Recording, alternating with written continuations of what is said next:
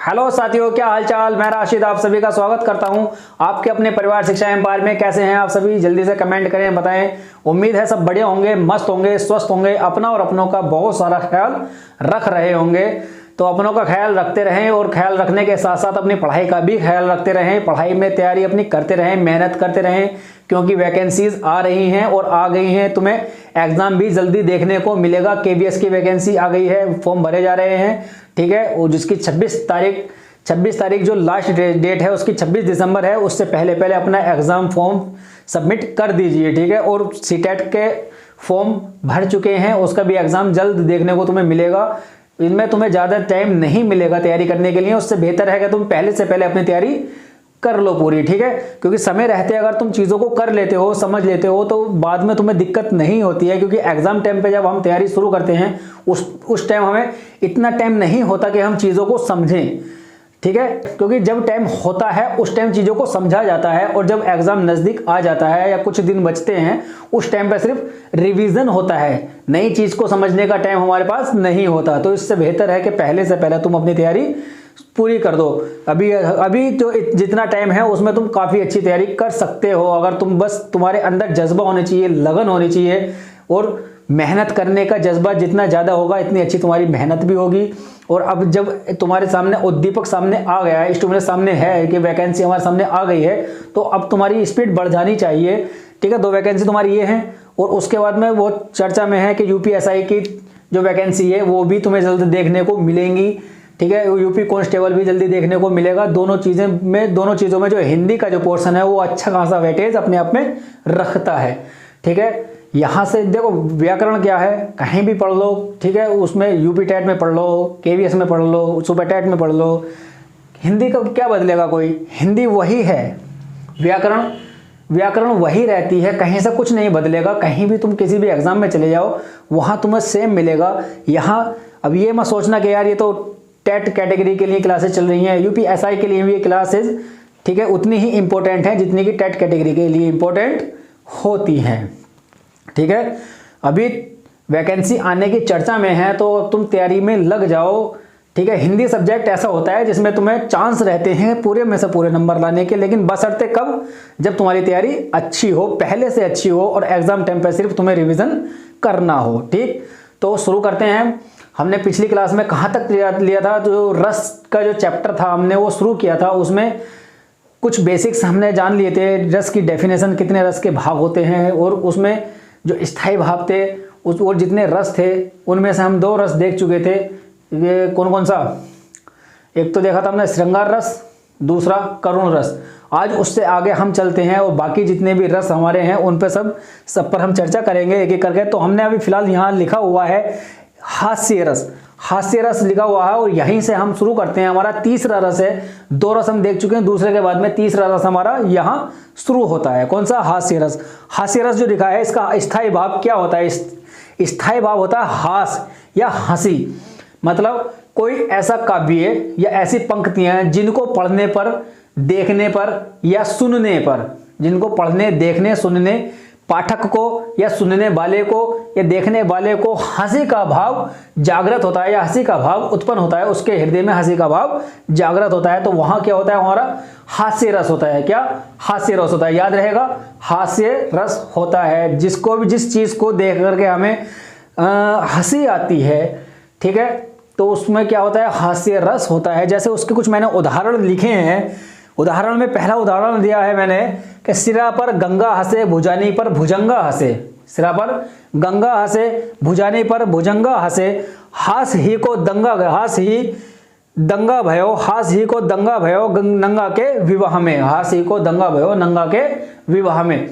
तो ये क्या है, तो उदाहरण में क्या है, सिरा पर गंगा हंसे, भुजानी पर भुजंगा हंसे। सिरा पर गंगा हंसे, भुजानी पर भुजंगा हंसे, हास ही को दंगा भयो नंगा के विवाह में। तो क्या है, इसमें एक हंसी का भाव पैदा हो रहा है कि क्या, कि सिरा पर गंगा हंसे। तो इसमें क्या दिया गया है, इसमें जो महादेव हैं, जो शिव शंकर हैं, तो उनके जो विवाह का वर्णन इसमें किया गया है कि किस तरह से उनका विवाह हुआ था और कैसे वो विवाह के लिए तैयार हुए थे। जब वो दुल्हा बने थे उनके ऊपर तो दुल्हा जो बने थे उनका जो वेशभूषा थी उस टाइम पे देखने के बाद में ये इनको हंसी का भाव पैदा हुआ था। तो उसमें क्या है, इनको कहा गया है कि सिरा पर गंगा हंसे, जो सिरा है सिराओं पर चोटियों पर जो गंगा जहां से निकल रही है गंगा हंस रही है, और भुजानी पर भुजंगा हंसे, भुजानी पर यानी कि जो भुजाएं हैं, भुजाओं पर जो सर्प थे, भुजंगा मतलब सर्प होता है, जो भुजाओं पर सर्प थे वो हंस रहे थे, और हास ही को दंगा भयो, ठीक है। तो मतलब हंसते हंसते दंगा हो गया है। जो लोग देखने के लिए आए थे, जो देखने के लिए वहां लोग इकट्ठे हो गए थे दूल्हे को देखने के लिए, यानी कि शिव जी को देखने के लिए जो लोग इकट्ठे हुए थे, तो वो भी सब हंसने लगे थे, और उनको हंसते हुए जब सब हंसने लगे तो वहां से वो भाग निकले। तो यहाँ क्या है, यह वर्णन जो किया गया था महादेव के लिए, महादेव के विवाह के लिए किया गया है। यहाँ गंगा हंस रही है और भुजाओं पर भुजंगा क्या है, भुजंगा है सांप, याद रहेगा सांप। और हास ही को दंगा भयो, नंगा के विवाह में, तो इसमें आलंबन कौन होगा, आलंबन महादेव, उद्दीपक उद्दीपन उनका नंगा रूप,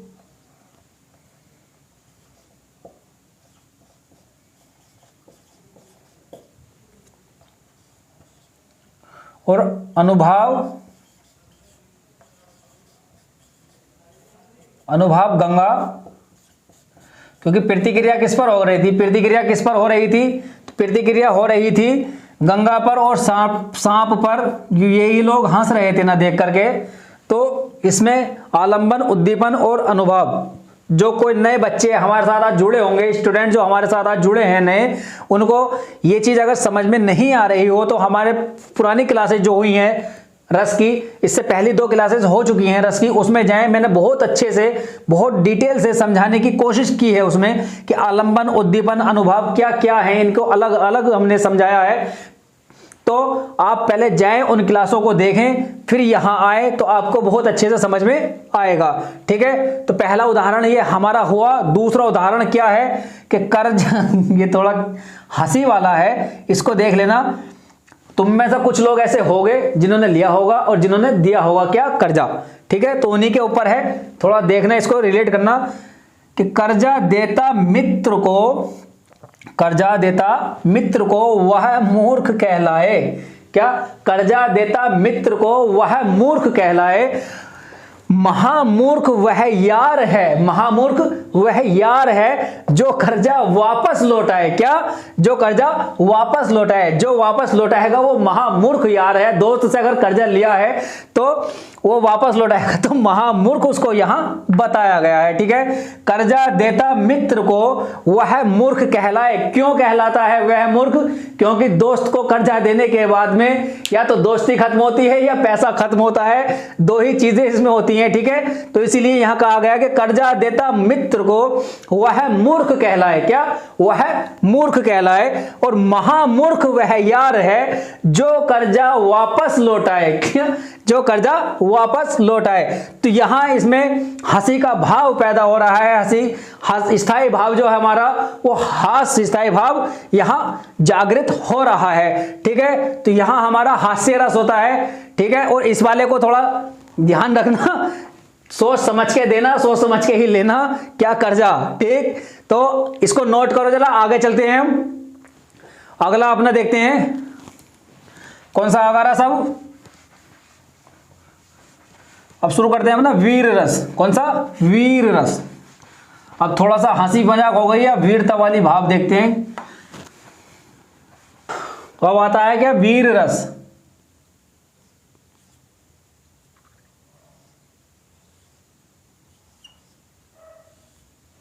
वीर रस। तो वीर रस का जो स्थायी भाव होता है, वीर रस का स्थायी भाव होता है उत्साह। क्या, उत्साह, स्थायी भाव।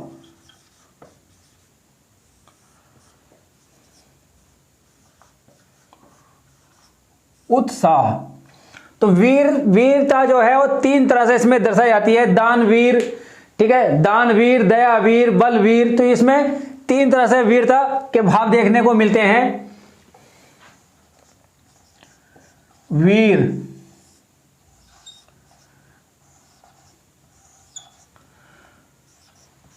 दानवीर जो दान को देता है वहां भी उत्साह देखने को मिलता है। जैसा किसी को दान दिया जा रहा है तो वो भी उत्साह ही होता है ना, जितना ज्यादा उत्साह होगा उतना ही दान दिया जाएगा। दयावीर, ठीक है, दयावीर, दया दिखाने के वाला जो वीर होता है। और बलवीर, बलवीर या युद्धवीर, जहां योद्धाओं की वीरता देखने को मिलती है वहां क्या होता है, बलवीर या युद्धवीर। तो इसमें तीन चीजें देखने को मिलती हैं हमें, दानवीर, दयावीर, बलवीर, ये युद्ध या युद्धवीर। तो इसमें तीन चीजें हमें इन काव्यों में तीन चीजें, तीन भाव देखने को मिलते हैं। तो इसके उदाहरण देखते हैं। अब पहला उदाहरण देखें, बुंदेलो हर बोलो, बुंदेलो हर बोलो।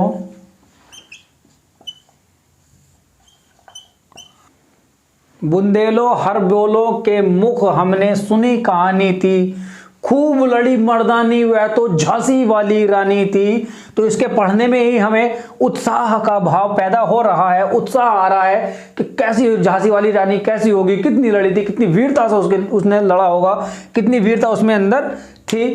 तो इसके पढ़ने में ही हमें महसूस हो रहा है, ठीक है। तो यहाँ क्या होगा, हमारा उत्साह स्थायी भाव होगा, जो कि वीर रस का स्थायी भाव होता है। दूसरा उदाहरण देखते हैं इसका।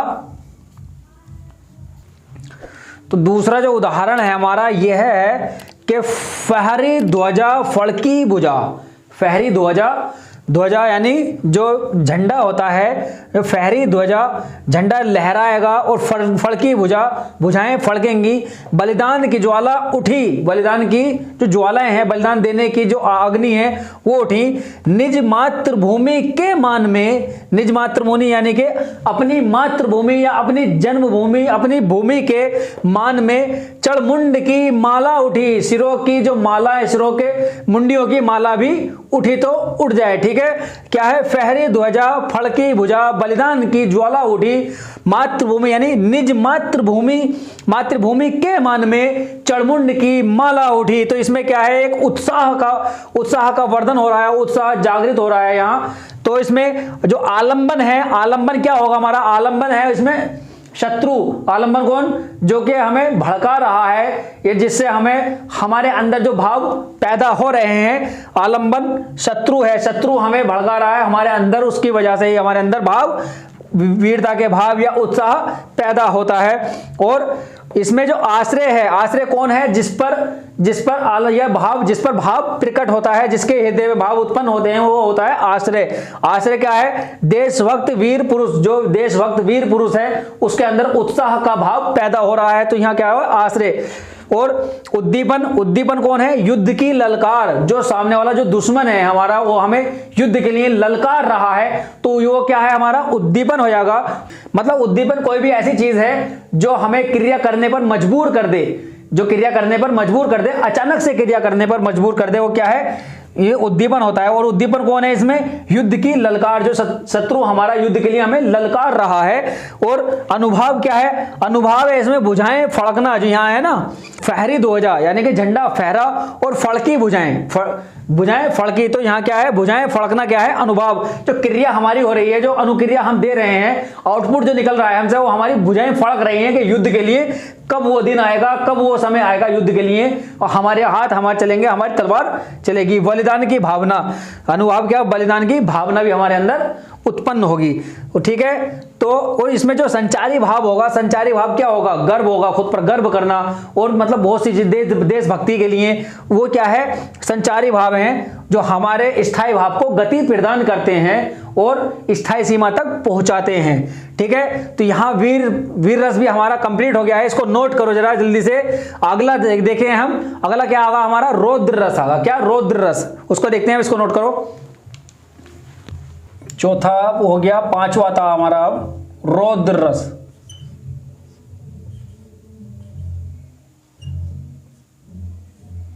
रौद्र रस तो इसमें क्या है, जो इसका स्थायी भाव होगा, इसका स्थायी भाव क्या होता है, क्रोध, गुस्सा। क्या, क्रोध यानी गुस्सा।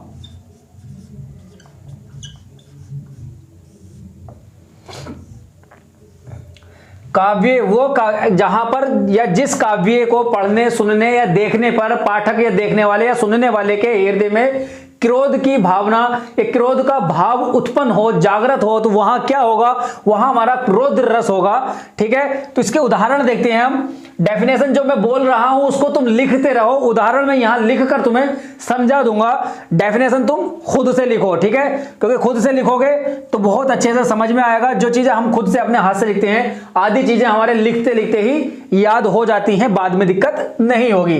ठीक है, उदाहरण देखो इसका यारा। तो क्या है, रौद्र रस। रौद्र रस का जो स्थायी भाव होता है क्रोध होता है, यानी गुस्सा होता है। कोई ऐसी या कोई ऐसा काव्य जिस काव्य में कोई ऐसा काव्य जिसको पढ़कर, सुनकर या देखकर पढ़ने वाले, देखने वाले या सुनने वाले के हृदय में क्रोध का स्थायी भाव है, क्रोध का भाव जागृत होता है, गुस्सा आता है, तो वहां क्या होता है, रौद्र रस होता है। जैसे इसकी परिभाषा है, जिस काव्य में शत्रु, जो हमारा दुश्मन है, या विरोधी, जो विरोधी है, विरोधी या कोई ऐसा दुष्ट व्यक्ति है जो देश या समाज या हमारे धर्म का अपमान करे या किसी सम्मानित व्यक्ति का अपमान करे, तो वहां क्या होगा, वहां रौद्र रस होगा, यानी कि गुस्सा आएगा। वहां क्या होगा, गुस्सा आएगा। कोई हमारे धर्म के बारे में या कोई हमारे देश के बारे में या कोई हमारे समाज के बारे में या हमारा कोई सम्मानित व्यक्ति है, जैसे कि हमारे पिताजी है, सम्मानित व्यक्ति है, हमारा बड़ा भाई है, सम्मानित व्यक्ति है,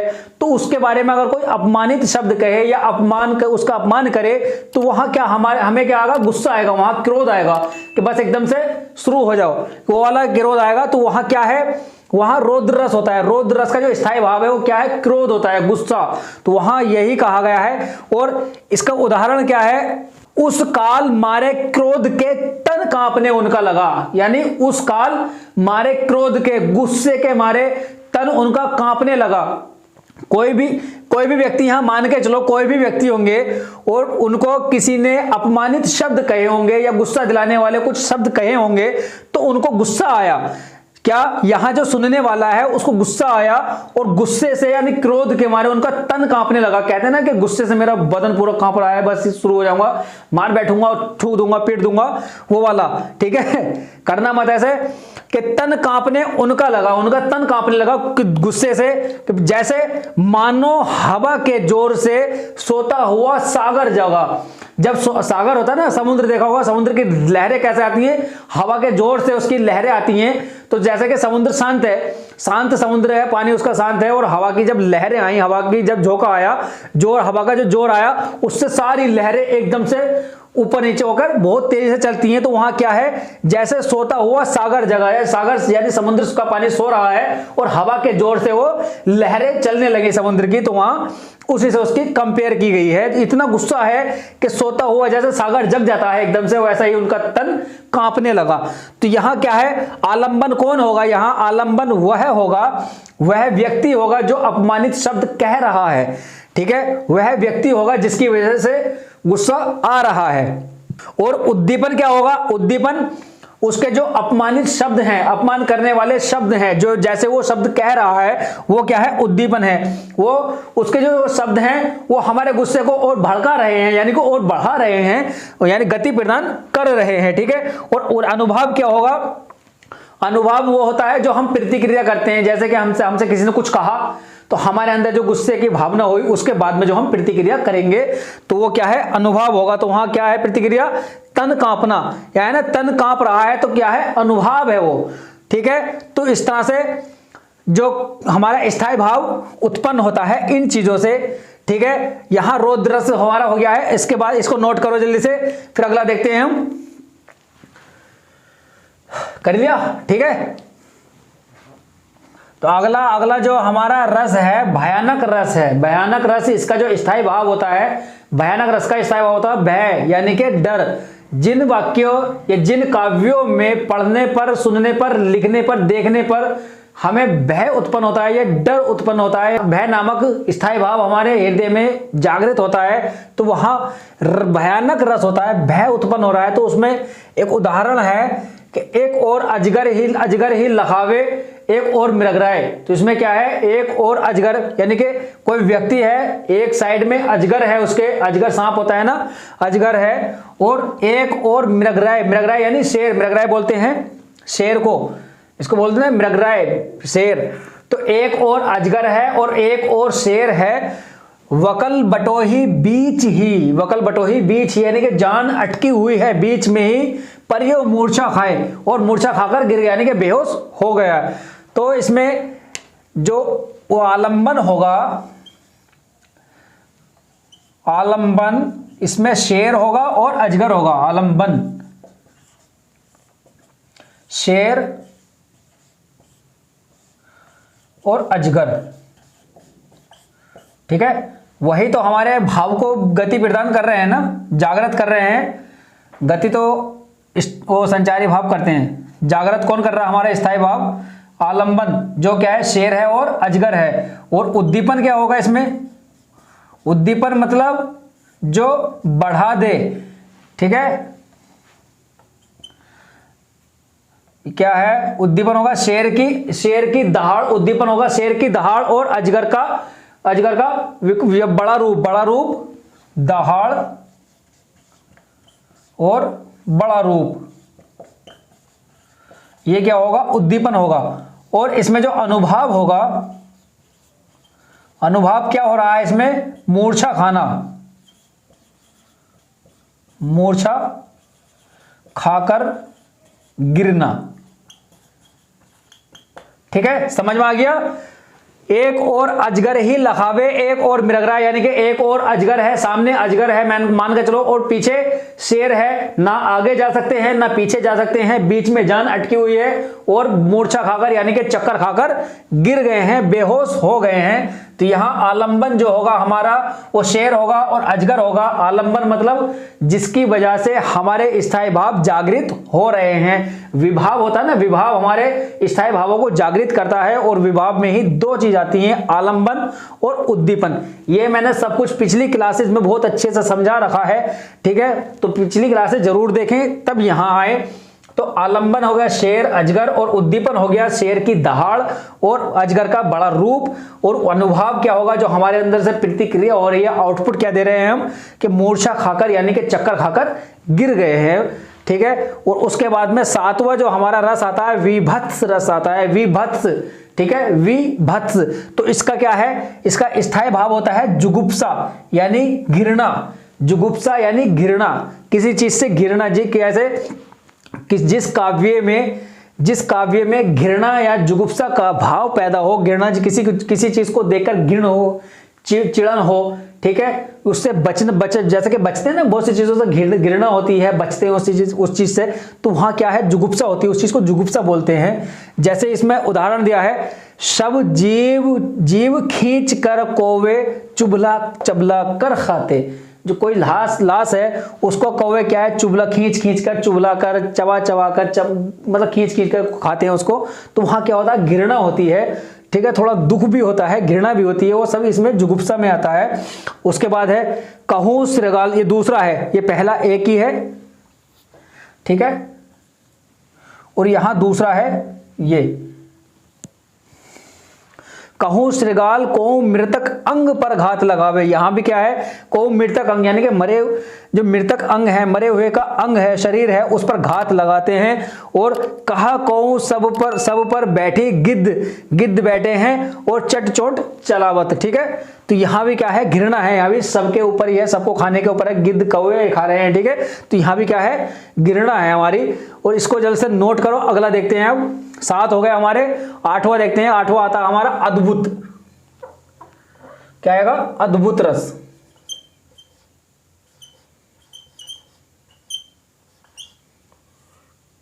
अद्भुत रस, ठीक है, मिटाओ रहे इसको मैं, ठीक है।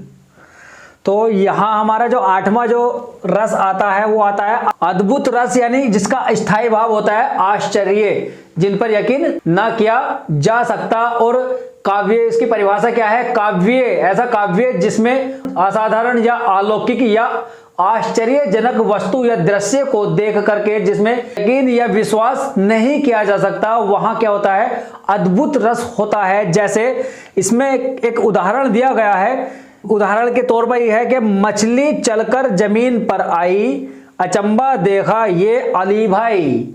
ठीक है, तो मछली चलकर, इसमें यकीन हो रहा है क्या तुमको कि मछली चलकर जमीन पर आ गई? मछली चलकर जमीन पर आ सकती है क्या? नहीं आ सकती ना।